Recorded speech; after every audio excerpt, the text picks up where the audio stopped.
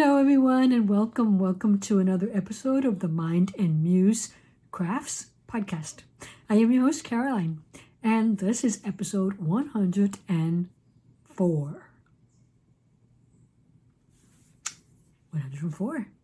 And I thank you for joining me today.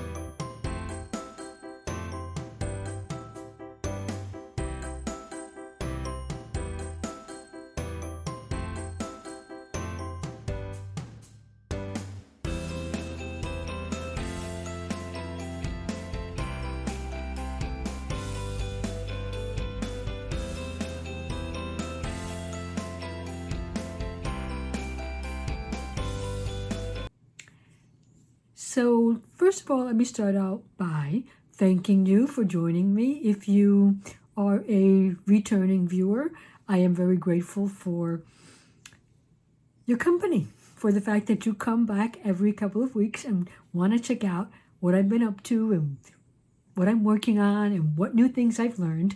And I am always grateful for that virtual friendship and companionship. If you are a new viewer, well, of course, I also welcome you. And I also appreciate the fact that you decided to press that watch button and give us a try.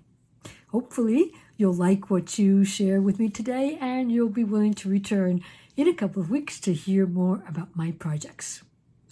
Either way, I'll either remind you or let you know for the first time that this is a channel where I talk about the crafty side of my life. And that crafty side of my life includes mostly crochet, some knitting, and although there hasn't been for a while, I do appreciate the needle felting arts. So every once in a while, I'll dabble into that. As a matter of fact, I'm past due that right now. But as you can see, I'm back to my, let's say, normal surroundings. So I'm at home and there's a lot to talk about. So let's just get right into it. In my Walking the Talk section of today, I am sharing with you the Vesuvias tea, which during the month of July was a pattern which you could use free of charge because it was posted to the Nomad Stitches website on the internet, and she was running a cal, so there were pages opened on Facebook and Instagram, and you could connect with other people and share your thoughts and ask questions. And even every once in a while, Sandra would go in and maybe answer something, or she was giving master classes or just doing lives where she was giving away gifts. And so it was a fun month. If you didn't join in, well, stay tuned because she may be doing another one in the near future.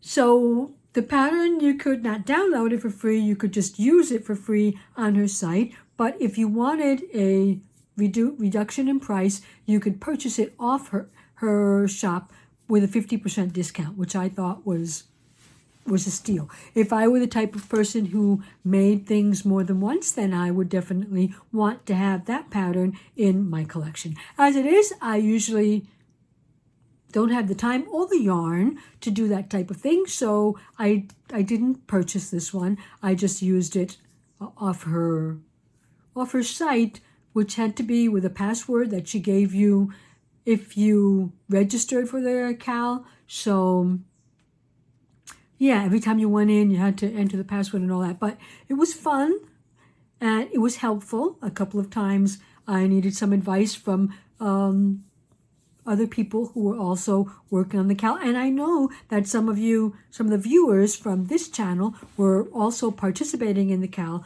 because I've been following the feed on Instagram and I've seen your projects. So if you haven't been around for the past month, or it's the first time you're seeing this, or at any rate, I will just remind you that this tea, first of all, maybe I'll give you a remind you what it was supposed to look like when completed in its original sense. we'll be able to just flip through this once I get it on full screen, hopefully. So this was Sandra's finished project. And you can see that it is sort of like an oversized and also a cropped tee. So it's meant to fit big and to be a little bit short. But those things are totally adjustable. Here she gives you a close-up of her version of the, what is this, the I-cord edging. And yeah, just photos of how loose and flowy it is, in part because of the yarn that she chose, which isn't the yarn that I chose. And then here she gives you a close-up of the shoulders where she implements a technique. I don't know if it's new to any of her designs. I don't make all of her designs, but at least she was very happy with the way it turned out in this top. So that's the original one. Let's talk a little bit about mine. Most of everything I've shared with you on previous occasions. The yarn was a gift from my daughter Clarissa, and I was not intending on making a crop top, but I did run out of yarn. What happened was that I was working this in a 3.25 millimeter hook.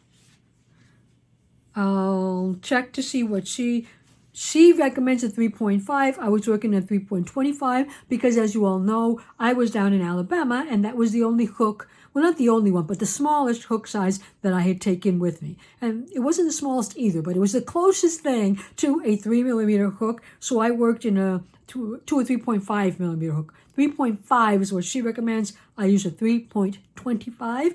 And I thought that would be okay. I did do a gauge swatch.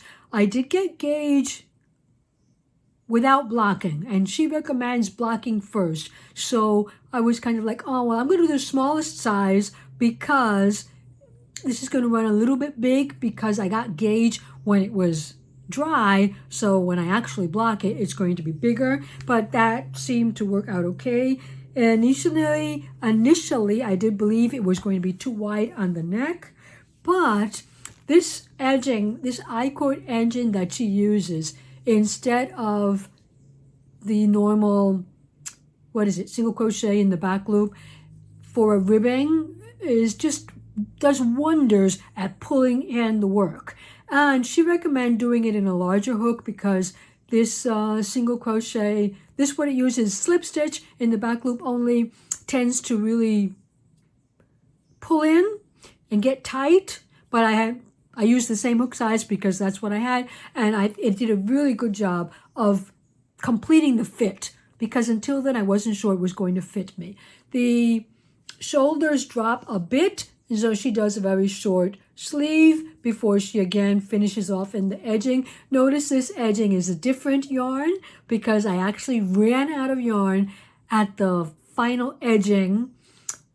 Well, the last row that I was able to complete in my top. So it's a bit shorter than what I wanted it, but I wanted to use it cropped, though not as cropped as hers, because I wanted to be able to wear it over summer dresses. Sometimes summer dresses come with just these very thin straps, and since I like to wear a bra, that doesn't go, so I figured I could just throw a short cropped tee over the dress and it would look nice. And that actually was pretty good. And it is cotton. It was it 100% cotton? It was a cotton acrylic yarn that Clarissa brought to me from Japan.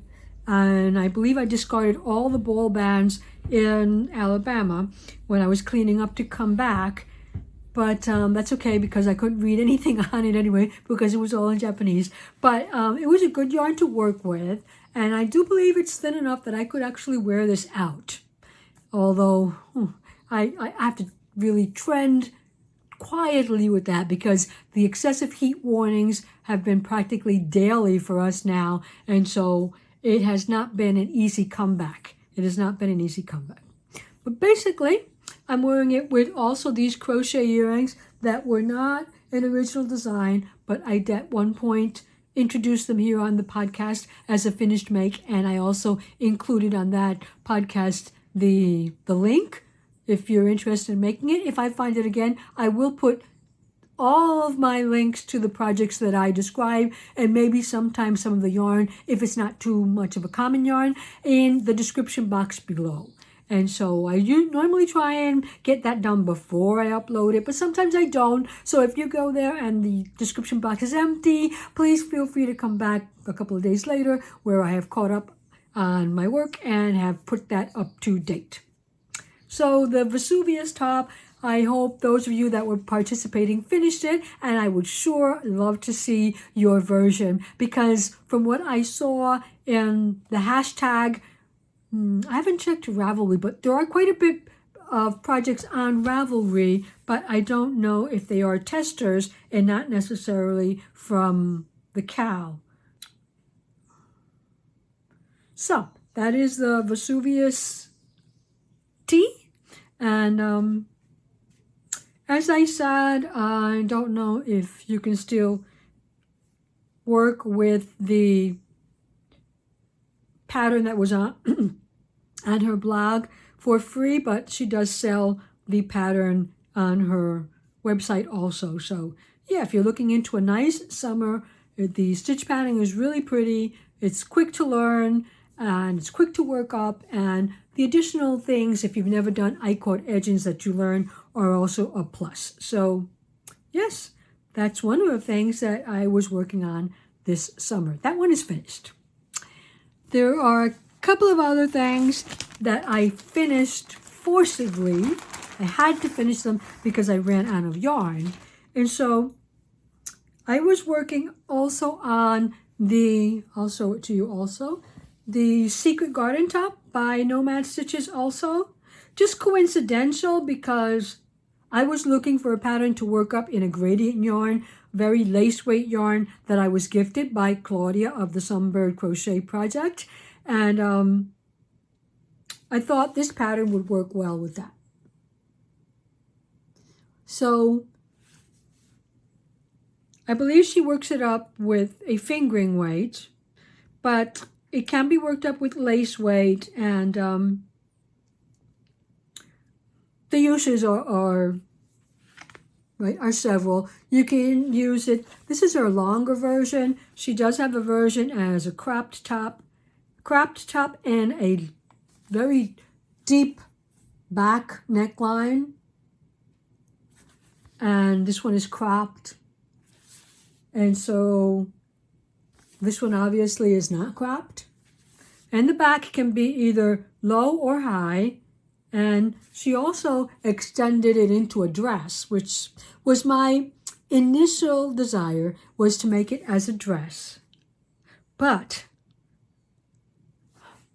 those lace panels, though you kind of like learned them after a while, they weren't difficult to learn, and the charts were not difficult to follow because I didn't memorize them, but I did get a refresher's course on reading charts. Initially, I was reading the chart wrong, had to rip the lace back and redo it, and then from there on it is a whiz. Initially, I was writing down the instructions for one round and then executing the round, and then once I figured out what I was doing wrong, then it was really easy to read directly from the charts and to crochet, and I could skip that having to rewrite the instructions.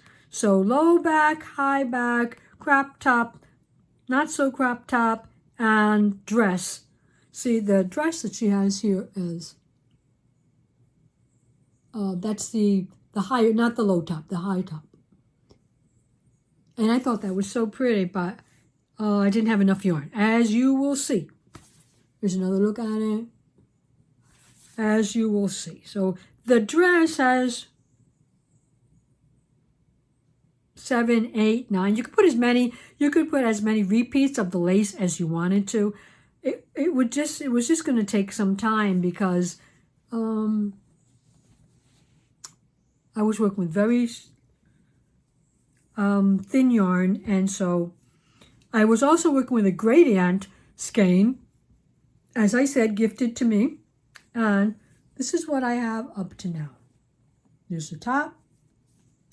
I had already showed you that I was doing the high back, and I had already shown you that I had misread the pattern, and this point was supposed to line up with this one, and it didn't. But by the time I figured it out, I was too lazy to rip it back, so I just left it like that. And then I've got all my lacy bits. The last row, I didn't have enough to finish, so I had over 1,000 yards, but it wasn't enough to make the dress. I do believe this can be used as a cover-up. But what happened? And recently, she wrote to us saying that there was a mistake in the strap length, which I had noticed when I tried this on, that it was really very long here, and it was very long here in the arm. Now, this is missing the edging, which are picot, and I have no more yarn left to do that, so I'll have to choose just a cotton or a cotton acrylic that I have here in a solid color. But the other thing I could do is reduce the strap length and just use it as a top maybe. So I need to see which of those things I'm going to be doing. Now I'm going to find a yarn to complete the edgings, take in the straps, and see how it looks just as a tunic, a hip length tunic. And I'll show that to you once that is done. So that's the Secret Garden, and that's summary, very summary. This is cotton or cotton acrylic, and so I'm hoping to be able to use that at some point during this summer. So once that was finished, those two projects were finished. Well, this one is finished up to running out of yarn. Then I started on a third project because this was the yarn that I purchased to finish off the edging on my Vesuvias. It's this yarn art cake, not necessarily a gradient, right, because the colors change. But it's very similar to the one that I used for the Secret Garden dress. And so I used the little bit that I needed of this gray yarn, dark gray yarn, to finish off the two edgings on the arms and the edging of the actual T. Now, that left me struck with all of this because it was the only dark weight, fingering weight yarn, cotton, acrylic, I mean, it could have been just cotton also, that I found on Amazon that I was willing to pay because, I mean, they weren't stealing, because Amazon can really up the prices sometimes. So I went with it just for that. I didn't like too much the metallic look for this project, but I said it's just a little bit that I need. It's a couple of rows on the sleeves and a couple of rows at the bottom. So I purchased it, and then I was left with, what am I going to do with all this? And I was still in Alabama, so I decided to go through my Ravelry library to see what patterns did I have there that I hadn't made yet. And the one that I came up with was the Shiloh top by Hooked Hazel. But at least I can show you what this is intended to look like. So it's also sort of a T. And it's got, I think, a four round pattern repeat. So that's by Emily Davies, and she's Hooked Hazel on Instagram. And like I said, this summer I was going for crops, but really what I'm going for is to finish up this cake and not have to add that yarn to my stash. So this is what I've worked up on up to now. That's the front. I've marked the front, so because they look the same to me, although you do have a seam at the back, so it wouldn't be too difficult to distinguish. So that's what I have up to now. I believe I am quickly approaching the end of my yoke. And I think I'm missing one more repeat of these 4 rows so that I can join under the sleeves and continue. So I'm on that cream color now. Next up would be the blue. And it does have a seam at the back, but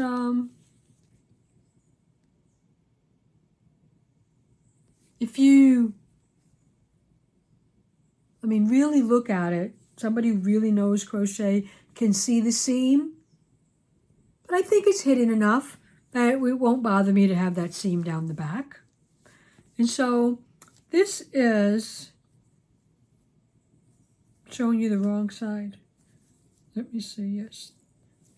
This is the right side because I have it marked. So I'm just starting with the blue. And I wasn't able to work any more on it because I sent these 2 projects in the mail, and so that they would reach my home without me having to carry them onto the plane. And they got here pretty quick. They got here yesterday evening, and so that's why I waited until today to record. This is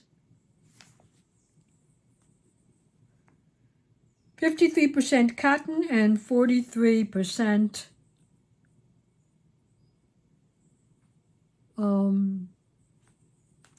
acrylic, 4% metallic. I've got here 1,093 yards, 260 grams, and it's number 1. So it's a thin, either thin fingering, I might call it, or a lace weight. But I'm really glad that I chose it because I really do like the fabric that's coming out here. Nice and thin, but at the same time, it's got enough coverage to it that I won't need to put something under it. So I am really happy to work with that. Now, my guess is that I was working it with a 3.25 millimeter crochet hook because I've mentioned time and time again that that's basically what I had, but she used a 3.5. So mine's a little bit smaller. I think I was doing the medium because of that. I think I was doing this, or size 2, whatever size 2 is. Size 2 goes for a 36-inch bust. I am a 34, but I think it's going to be okay with that little bit of ease. She used We Crochet Comfy Fingering, and that's 75% Pima cotton, 25% acrylic. So it was similar to this. So hopefully I am going to have enough. She used 900 yards and I have over 1,000, give or take the little bit that I used on this blouse. So I do think it's going to be enough. I'm going to have enough to make this. And I'm very happy because I really do like how it's turning out. Okay.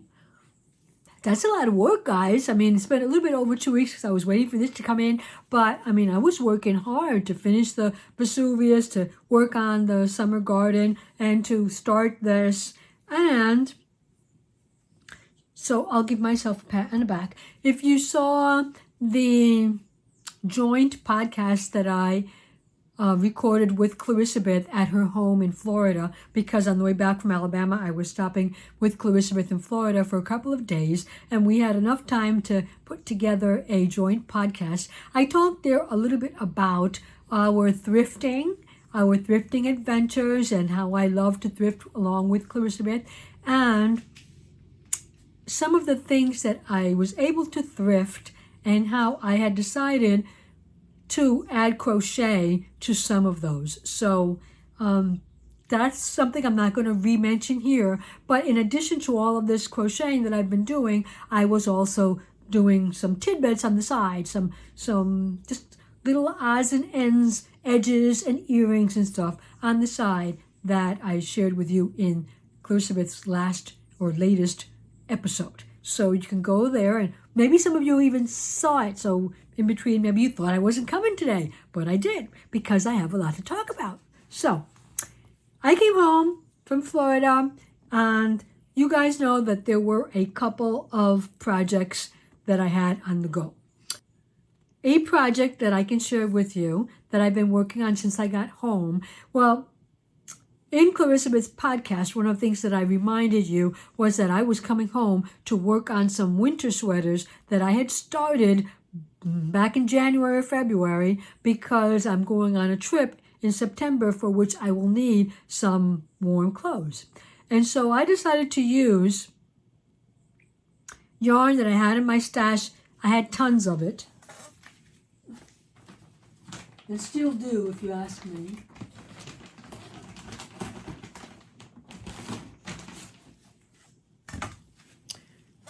I had tons of this woolies and thick and quick.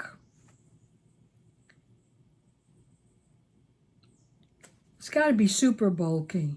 Super bulky, yes, in the color charcoal. When you actually look at it in the light, I can see a slight tint of blue also, which kind of surprised me. And I am using a 9mm crochet hook, which is the recommended hook here. This is 80% acrylic, 20% wool. It pills like crazy, which doesn't have me crazy about it. So it can get itchy, especially to my sensitive skin. But I had about 10 of these, and I've used 6 so far on a knitting project that I was working on way back in February. So the knitting project, if you remember, was a combination. I think I started out working with Sewrella's easy knit sweater that she has on her blog. And then, because some of you said that because the yarn was super bulky, you would be worried about the amount of fabric I would have under my arms. So then I looked up a pattern that used super bulky, a paid-for pattern. And so I was combining the Sewrella pattern with the paid-for pattern, which is called the Warwick. So this is the Warwick Sweater. It's a textured sweater. And to be honest, I wouldn't particularly say that I like the design because it would tend to look kind of bigger than what it actually is because of the texture, kind of like 3D texture. But yeah, maybe for a man, if they were really cold, that texture wouldn't be too bad. So I didn't do the texture because I had already worked on my panels from Sewrella. That was just knit, knit, knit. Knit on the right side and purl on the back side, so it would look like the knit stitch all the way through. And she uses circular needles between 10 and 12mm to get the gauge. I did have a 10, but the reason I didn't use the 10, I don't have my needles with me. Okay, so here they are. Way back when I was doing crazy things like this, somebody had a de-stash, and they were de-stashing these Haya needles, and I decided that I would purchase them. This is the blue set, so I was ignorant at the time. I was only making knit socks, but I didn't know. I mean, I went crazy with Haya, wow, and I guess the price was right at that time. And what I didn't know was that this is the large set. So it goes like from, I think, a 4mm up to a 10. So the largest side that I had was a 10. Okay. And these are the 10. So one of the things that I really don't like about the Haya, this set, is the fact that the needles are so short. And then since it's a 10 and it gets really, really thick, and instead of, I don't know why, continuing the thickness all the way down to here, they kind of went up and then went down, and there's probably an explanation for that other than just using less metal because this is stainless steel, but I really just like them. I really just like that shape. And I find it very hard to get my grip and to work comfortably with them. And this was bulky weight yarn, and even though it was super bulky, and even though it was supposed to work quickly, actually these needles I felt made me slower. I don't know if there are other brands where they have something better than this, and if you are an avid knitter and you would like to give me your experience, if you have ever knit with this so large needles. But I really I didn't like the feel of it. I knew that I wasn't going to be able to get through this sweater with this, holding on to this. So I went down to the 9, which is the size that the manufacturer of the yarn recommends. And so I worked up the Sewrella's pattern. I guess I might have used her stitch counts. Not too sure right now. And I'll have to go back, but you know, there was a whole episode where I talked about this. And so working up with the 9 that I do not like. I finished both panels. I had finished one already. I finished the second panel. So this is a terrible place to try and show you this, obviously, but you'll take my word for it that I did finish both panels. The ribbing is done first. It's done from the bottom up. And then I seamed my garment together, the 4 sides, and I did a single crochet in the back loop around the neckline to kind of just give it a finished look in a hurry so that I could actually see what it's going to look like. And I liked it. I liked that finished look. And it's pretty close to my neck, so I thought it was going to be better than the Knit One Purl One ribbing because I didn't want it to go up much higher on my neck. It might have been that I made the hole at the neck too small, but I kind of thought that I was going with the instructions that I was given. But anyway, I don't know if I had done the 1x1 ribbing, it might have been too tight on the neck, so I went with that. Then I was able to do one sleeve. Now this hasn't been blocked or anything, so bear with me. The short rolls don't look too neat, but they probably wouldn't look neat. It's the first time I've knit short rows, so there. And I'll insert a video of me wearing it as it is up to now, so you can actually see how the instructions that were provided by Kamexia Designs, and I don't know her name right now, but how she provided some very simple instructions using short rows underneath here, like 6 short rows, to help with the idea of not having too much fabric underneath the armholes. And I think it worked.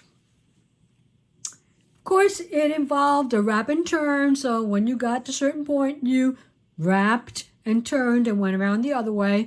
So it was a wrap and turn, short rows. And I had never done wrap and turn before, so there still might be holes here that I'll need to deal with when I hide my my endings, and I'll just sew that up. Because there's probably ways to avoid it, but I think what happened there was that initially I said, oh, wrap and turn. So I just turned without doing the wrap part. And then when I came around and back, I realized that there was a hole there because it wasn't joining well. So that when I ripped back, I think I didn't rip back as far as I had to. And there was still one of those odd joins there. But I'm going to leave it at that and sew it up. So when I finished, I picked up slip stitches, single crochets. I picked up single crochets all the way around the bare edging. Then into that one, back loop, hindsight, I should have done the front loop and nobody would have known. But I did the back loop, so I've got that line there. And I picked up one knitting stitch in each of my stitches for 35. I had 35. I think she recommends between 32 and 36, depending on what size you're making. But that was okay for me. And then it was just knit, knit, knit, knit, knit all the way down. When we reach down here, the last row, there's a reduction. So you're kind of getting like this bubbly effect. And then I did half of the rows and I went down a needle size because I didn't want the cuff to be too loose because then the cold kind of gets in through there. So I did 4 rows, went down to an 8 and finished it off. I think I did 10 rows in all, plus the binding. There it is. I have a sleeve. Now, this sleeve, I ripped it back 3 times. Because first of all, I picked up too many stitches, didn't read the pattern correctly, picked up too many stitches, and it looked horrible. So then I read and I said, oh, so we picked up less. So I reduced the seaming, well, actually reduced the length of the armhole. And so I needed less stitches. Then I did wacky things with my wrap and turns that didn't look right. So I ripped it out again. And 3rd time's a charm, so I think I got it right. But now, when I pick up the other one, I think I can just go straight through it and get it right the first time around. There are about 46 rows here, and then there's 1 reduction row and 10 rows of the ribbing, which was done half in an 8mm hook and half in a 6mm hook. So those are my details. None of that you were told to do in the pattern, but I kind of like winged it based on my crochet experience. And I think it looks okay. And I was very surprised that how doing 48 and I'm done. I mean, if it were, but that's because it's super bulky, right? But I had never done used such a large yarn to make a garment before. So that's why I was so surprised at how quick it actually worked up. Well, this side of it. The front panel and back panel, that was eternal, just going back and forth, and I thought that was never going to end. But, so up to now, it is basically tunic size because it goes below my buttocks. So, yeah, I think it's a nice size for me to wear with some leggings. But I also think maybe if my husband wanted to wear it because something happened and he didn't bring enough or warm stuff, I think he could actually wear it and it might be okay on him. It might be okay. I'm kind of thinking about the arms were too short for him, but we'll see. And it does need to be blocked. I had only blocked the front panel just to see if it was long enough. I didn't block the back or the sleeve, so it'll be blocked. It's going to be steam blocked initially. And then maybe I'll give it a rinse because it's got so many loose hairs. But I'm hoping that this is something that I can complete. Is this my first knit garment? I think it is. So my first knit garment, I think, will be ready for the next time I speak with you guys. And that is something to say, being how much knit anxiety I get. But I'll tell you that when you use super bulky, there's no knit anxiety. because it can be difficult and challenging because working with such thick yarn is not always good, always nice in knitting or in crochet. I mean, I know from crochet, but I guess my experience with knitting is that I didn't get any pain, but it was kind of like sometimes not easy to get those stitches through.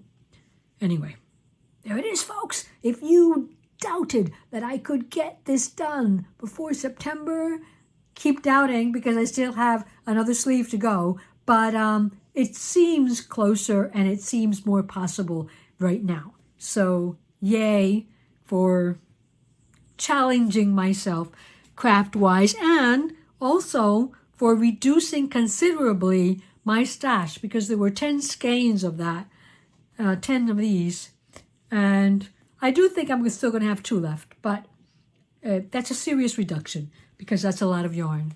So this is most of what I've been working on over the past couple of weeks. There are always little bits that stay out because it's very time consuming and I talk too much a lot of the time.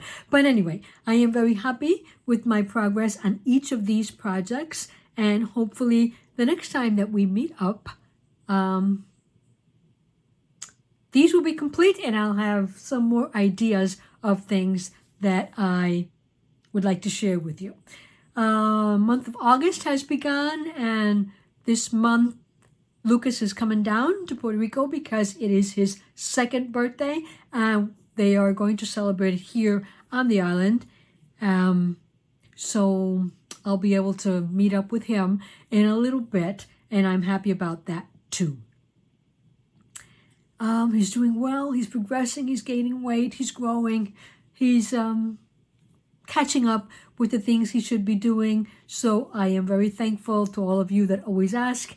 I am very thankful that he's been able to progress the way he has. It's been very delightful for all of us in the family. So I'm going to leave it at that. When we meet again, I'll have some more things to talk about, maybe things that I left out from this episode.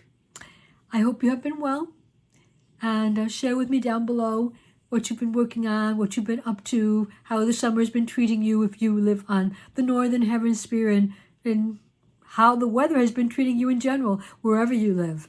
Tell me about what you've been up to. Have you been traveling? Do you plan to travel? And what arts and crafts have you been working on as of late? Just keep in touch. It's always good to have like a conversation here instead of just a monologue, and kind of makes me feel like I'm sharing with you as much as you are sharing with me. And so until we meet again, remember that caring is sharing, and try and share this with somebody that you know, either through the possibilities that YouTube gives you in the different icons, buttons that it has at the bottom of the screen, simply by copying the link and sending it to somebody you know who you think doesn't watch this podcast but might enjoy what we've been talking about. So thank you for joining me today once again. Until we meet again, keep yourself safe, keep yourself happy, and keep crafting. Bye for now.